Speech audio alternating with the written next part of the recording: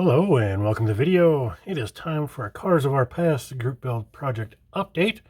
In the middle of doing bare metal foil, need to take a little break, a little breather. So I figure it's a good time as any to do an update before I get too carried away and start slamming everything together and we don't get to see everything. So before we get into that, I do want to thank everybody that entered this group build, and those are Mike at Model Speed Shop, Larry at Larry's Model Shop, Seamus over at See Me BMW, Dave over at Dave's Model Car Channel, Steven over at Small Adventures, and Doug over at Hensley's Hobbies. There is a link to a playlist in the description below, and usually at the end of all of the videos that I put out. So make sure you go check out all of those channels if you have not, or checked out the videos, check out the playlist, catch everybody that was involved in the group build. But now let's get into the update. Again, I said I was doing bare metal foil, so let's take a look at that body first. Take a look at that hood.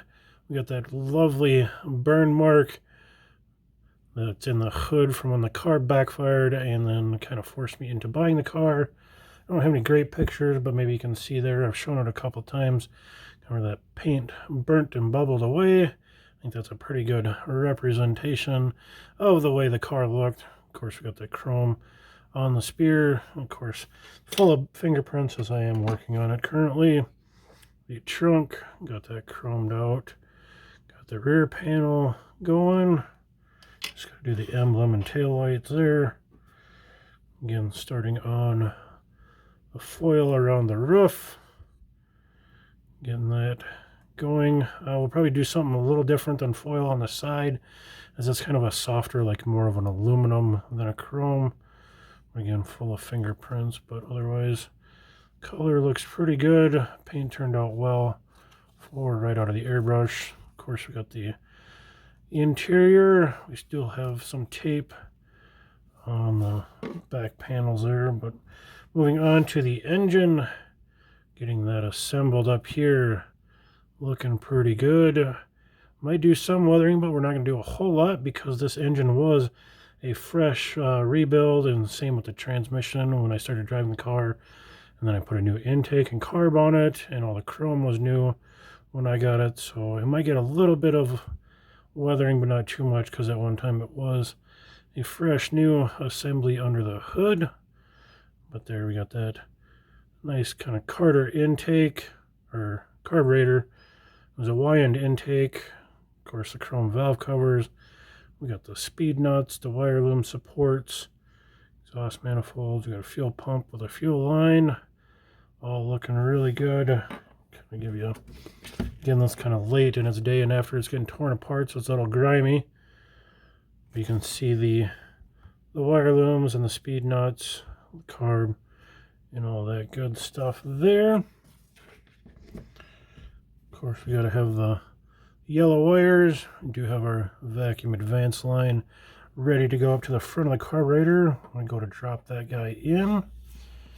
We got the keystones. We got the black painted in there. Kind of hard to see the black versus the chrome there, but the tires, we're just going to run some Goodyear tires now until I do get another set of decals in, and maybe have to change the tires, as I did come across from Ray's Kits decals. He does have a bunch of tire decals, and he has these Grand Am Radial GT decals. So super excited to find those, and whenever I get those in and a set of tires to use them on, I will be switching those out. So this will be kind of a 99% car like Kissy Boy does. But getting to the other half here, I don't know if we've seen the entire interior done yet, but here we go. It is all done, dressed up, ready to go. Looking really good. Really excited. Happy with the way it turned out. Definitely looks the part. Again, we got some fingerprints to clean up, but we did get our new revised package tray in from Miguel and Justin over at J Hart. They got that kind of redesigned, reprinted, resized correctly. Just had to reshape the corners to get it all trued up. Then we got it painted and gave it a nice wood grain there to match the original kind of oak wood grain.